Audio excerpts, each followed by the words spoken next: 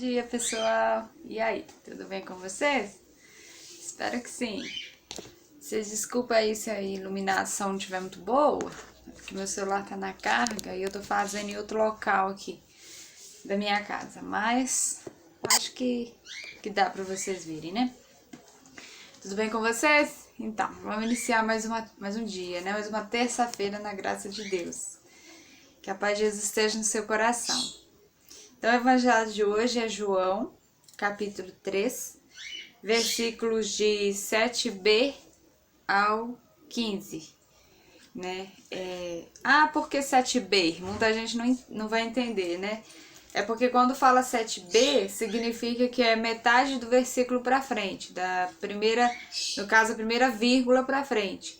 Se fosse, ou o primeiro ponto, tá? Se fosse, tipo, 7c seria da terceira para frente, da terceira vírgula do terceiro ponto para frente. Então, quando vai descrever, vamos dizer assim, metade do versículo, aí tem o A, B, C, entendeu? Então é isso, para quem... Então quando eu disser 5B, 5C, é isso que significa, tá bom? É só mesmo para vocês entenderem o que eu quero dizer. Então vamos lá. O evangelho repetindo, né? É João 3, de 5b ao 15. Então vamos lá. Quem não renascer da água e do Espírito não poderá entrar no reino de Deus. É continuação do evangelho de ontem, lembra? A conversa de Jesus com Nicodemos. Então vai continuar essa conversa. O que nasceu da carne é carne, e o que nasceu do Espírito é Espírito.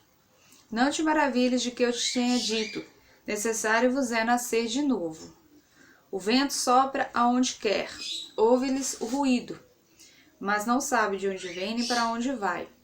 Assim acontece com aquele que nasceu do Espírito. Replicou Nicodemos. Como se pode fazer isso? Disse Jesus. És doutor em Israel e ignora essas coisas. Em verdade te digo. Dizemos o que sabemos e damos testemunho do que vimos. Mas não recebeis o nosso testemunho. Oi? A Bebela aqui. Uai, hoje quis aparecer? Dá tchau pro pessoal lá. Faz barulho não, tá? Que a mamãe tá rezando. Tá bom, agora chega. Gente, se ela ficar fazendo palhaçada aqui atrás, vocês ignorem. Porque ela gosta, tem dias que ela gosta de aparecer, né? Então, vamos continuar aqui, versículo 11.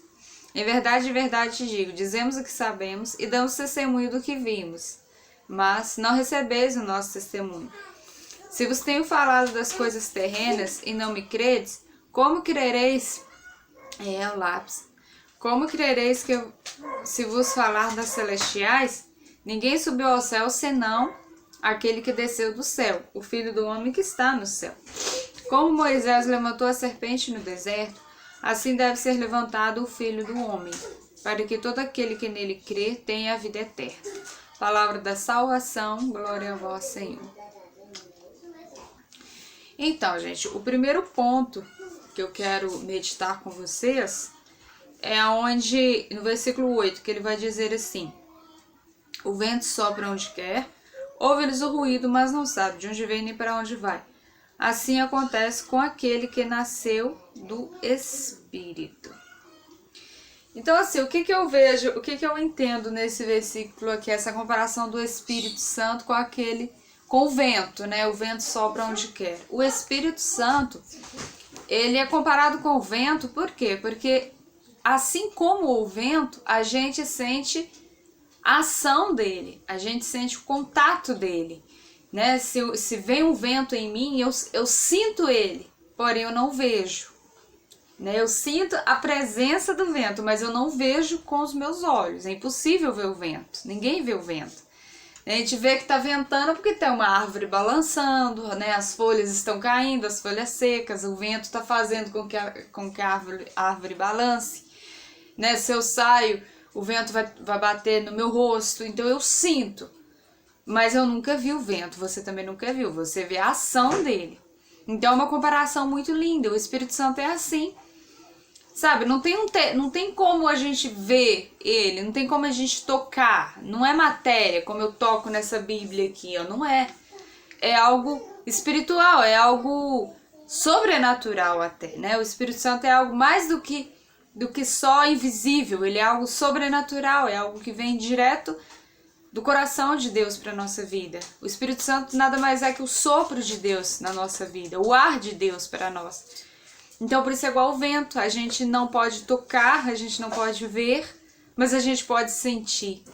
E a maioria das coisas de Deus, a maioria não, né? Todas, 100% das coisas de Deus são assim. Por isso existe tanta falta de fé no mundo, existe tanta incredulidade.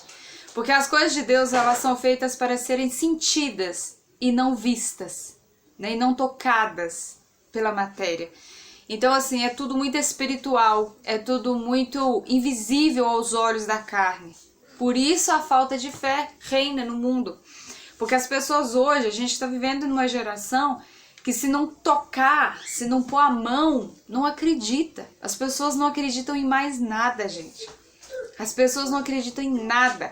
O ateísmo está tomando conta da terra, né? E é profecia isso, Jesus disse isso, quando o Filho do Homem voltar, encontrará fé sobre a terra. Por quê? Porque as pessoas só acreditam tocando, elas não acreditam com os olhos da fé. Então essa parte eu achei muito interessante a gente parar e analisar. Por que o Espírito Santo é comparado ao vento? Porque ele sopra onde quer, ouve-lhes o ruído, sabe de onde vem, mas não sabe para onde vai, né? Então assim acontece com aquele que nasceu do Espírito. É uma coisa que só as pessoas que vivem do Espírito entendem.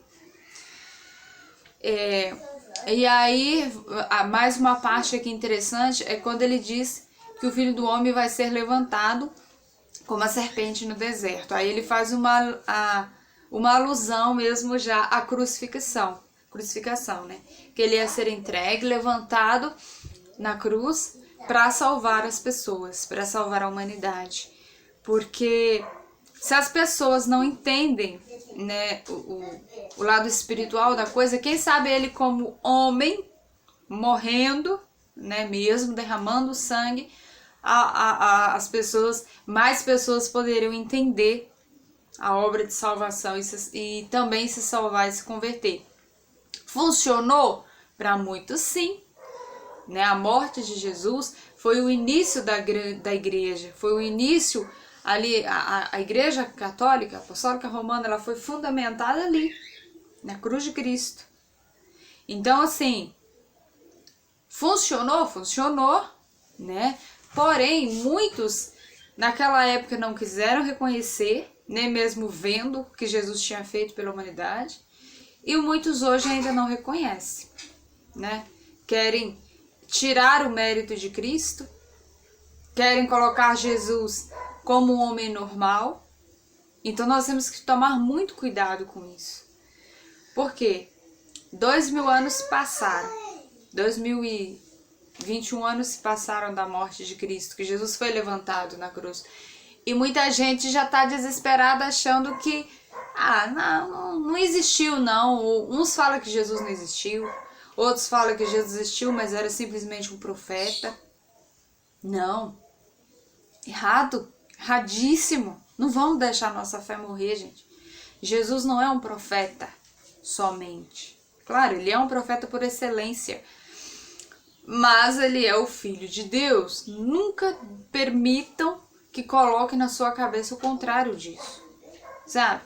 Porque uma das principais formas do anticristo, né? Das coisas que nos levam ao anticristo é nos convencer isso, de que Jesus foi um profeta, mas nada além disso, que Jesus não é Deus. Então, assim, se você quer perceber, quando você vê um pregador, se você vê um profeta, se você vê alguém na internet, né, falando de Deus, se essa pessoa não colocar Jesus Cristo como Filho de Deus, como terceira pessoa da Santíssima Trindade, não, como segunda pessoa da Santíssima Trindade, perdão, é Pai, Filho e Espírito Santo, né? Então, se essa pessoa estiver colocando Jesus, não estiver colocando Jesus no lugar que é dele, de Deus, né, de segunda pessoa da Santíssima Trindade, esquece. Esquece, essa pessoa não é de Deus, essa pessoa não é um verdadeiro profeta, é um falso profeta. Porque Jesus é Deus e ele foi levantado no madeiro para te salvar e para me salvar. Amém? E ele quer hoje derramar o Espírito Santo como um vento, que você nem sabe de onde vem nem para onde vai, mas que muda a sua vida. Não é algo que você vai ver com os olhos físicos, mas é algo que você vai sentir na sua alma. Então, permita que o Espírito Santo de Deus invada o seu coração, como um vento mesmo nos invade, sem pedir licença. Amém? Então, fiquem com Deus. Até amanhã, se Deus quiser. Tchau, tchau. Uma ótima terça-feira.